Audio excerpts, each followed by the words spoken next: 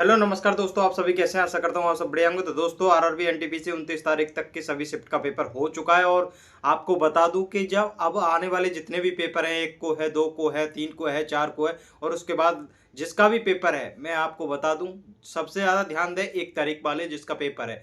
क्योंकि आपको ये पता होना चाहिए, 2 पहले मैंने वीडियो डाल रखी है जिसमें बताया है कि 1, 2, 3, 4, 28, 29 वाले जो उसमें सारी डेट लिख रही हैं, उस वीडियो को जाकर के देख लेना। उसमें सब कुछ मैंने डिटेल में बताया था, रीजनिंग का, मैथ का और जीके का, कि आपको कैसे पढ़ना कैसे नहीं। जो 28 तारीख को उस वीडियो को देख करके पेपर देख के आए, उन भाइयों ने कमेंट भी कर दिया। आप उनकी कमेंट देखोगे तो आप सोचोगे कि उनको कितना फायदा हुआ है। लेकिन मैं यहाँ पे मैंने चैप्टर ही बताए, मैंने कुछ उनको बताया नहीं। और रीजनिंग का कुछ सॉल्यूशन बताया कि आपको रीजनिंग को इस हिसाब से सॉल्व करनी है। और रीजनिंग का मैंने सिर्फ एक ही फंडा बता रखा है, शुरू से लेके एंड तक जितने भी पेपर हुए अभी तक मैं अपनी बात से नहीं टला हूं। और आपको वही फिर बता रहा हूं कि आप इतना करके जाओगे तो आपका बेड़ा पार हो जाएगा। 30 में 30 क्वेश्चन कर लोगे।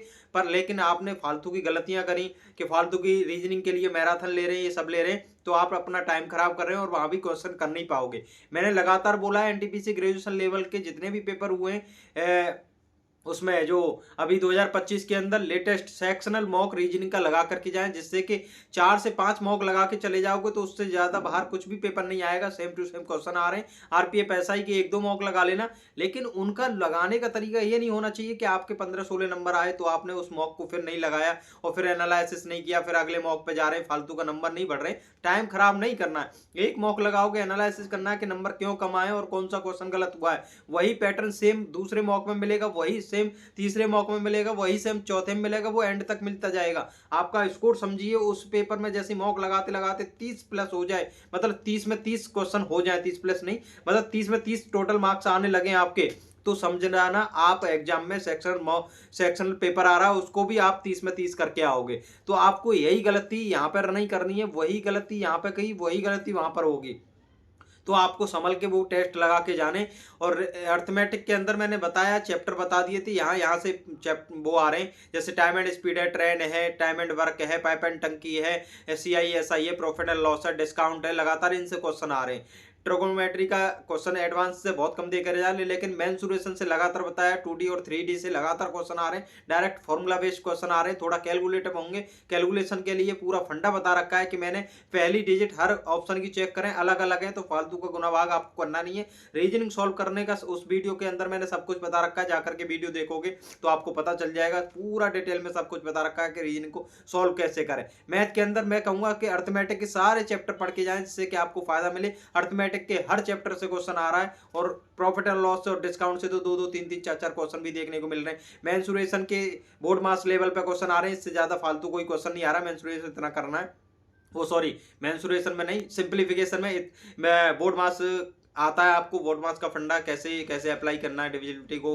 प्लस को, माइनस को, गुना को, और ऑफ को और ब्रैकेट को, उस हिसाब से आ रहा है। बोर्ड मास लिख लें और वहां पर उस हिसाब से क्वेश्चन को सॉल्व करें, तभी आंसर आएगा। इससे ज्यादा बाहर नहीं आएगा। नहीं, फिर आपने वो मेथड नहीं लगाया तो क्वेश्चन का आंसर नहीं आएगा। एंड तक सॉल्व करते रहे, आपको फालतू कुछ नहीं करना है। रीजनिंग में अच्छा स्कोर कर लिया, 30 में 30 कर लिए, तो आपका स्कोर और अच्छे से बूस्ट हो जाएगा पेपर में भी। जीके के अंदर करंट अफेयर 2025 की पढ़ के जानी है। एक भी ये समझ लीजिए, कोई भी कुछ भी कह रहा है आपको 2025 की पूरी करंट अफेयर को एक नहीं 4-4 बार रिवीजन करके आए, तभी क्वेश्चन कर पाएंगे। एक बार से कोई भी क्वेश्चन वहां पर आपको समझ में ही नहीं आएगा कि क्वेश्चन कहां से आया है। हिस्ट्री, पॉलिटी, ज्योग्राफी से आपको लगातार रिवीजन करके जाएं, इससे आर्टिकल को रिवीजन करके जाएं। पॉलिटी में कुछ नहीं पढ़ रहे, डायरेक्ट आर्टिकल को रिवीजन करें। पूरा का पूरा 1 से लेके भाग 10-11 तक पूरा रिवीजन कर लें, और ज्यादा कुछ नहीं कर पा रहे तो भाग वो 8 तक तो पूरा ही कंप्लीट करके जाएं। मूल अधिकार हैं, मूल कर्तव्य वगैरह हैं, राष्ट्रपति और ये उपराष्ट्रपति वगैरह, इन सब के बारे में पढ़ के जाओगे तो आपको अच्छे से पता चल जाएगा कि आर्टिकल से बाहर एक भी क्वेश्चन नहीं आ रहा है। आर्टिकल ही डिक्टो पूछे जा रहे हैं, मूल अधिकार से लगातार आर्टिकल पूछे जा रहे हैं, उनको भी करके जाएं, ठीक है। तो आपको नागरिकता के सब आर्टिकल पता है, एक करके चले जाएं, तो इससे आपको लगेगा कि मतलब पेपर सिंपल ही है, लेकिन आपका रिवीजन नहीं होता, इसलिए वो आपको हार्ड लगता है। करंट अफेयर की वजह से पेपर थोड़ा जीके हार्ड लगती है, क्योंकि करंट अफेयर आपने इतना रिवीजन नहीं किया होता कि वहां पर क्वेश्चन कर लें।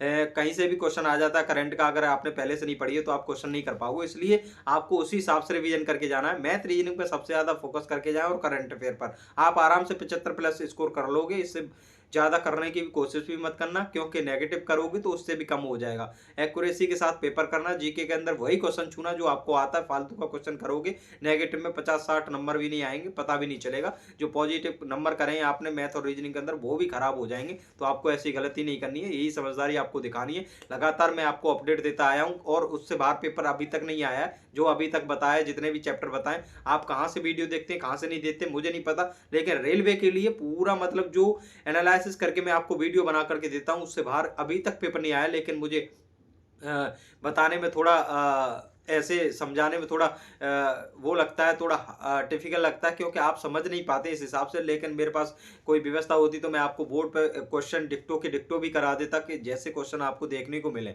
लेकिन वो व्यवस्था है नहीं अभी।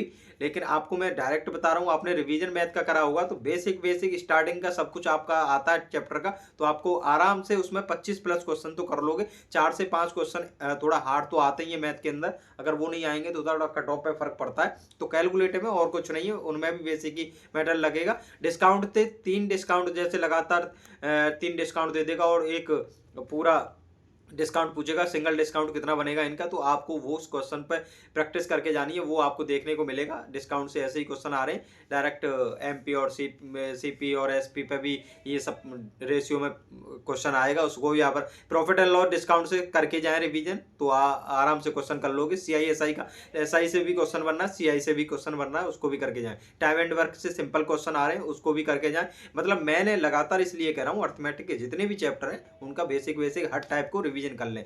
मतलब सरसरी निगाहों से अपने नोट्सों को देखते हुए जाएं बस, और कुछ ज़्यादा प्रैक्टिस नहीं करनी है, आपका पेपर अच्छा हो जाएगा। और घबराना नहीं है, सेक्शनल मॉक है, सेक्शनल मॉक दें, सेक्शनली पेपर आ रहा है। रीजनिंग और मैथ के ज़्यादा रीजनिंग के दें, क्योंकि वहाँ पर फुल टाइम बचाओगे तो मैथ में दे दोगे, तो मैथ की इतना मॉक नहीं लगा पाओगे, तो फिर भी हैंडल कर लोगे मैथ को। ठीक है, इतना कर लेना, आपका बेड़ा पार हो जाएगा। नमस्कार, मिलते हैं अगली वीडियो में, धन्यवाद।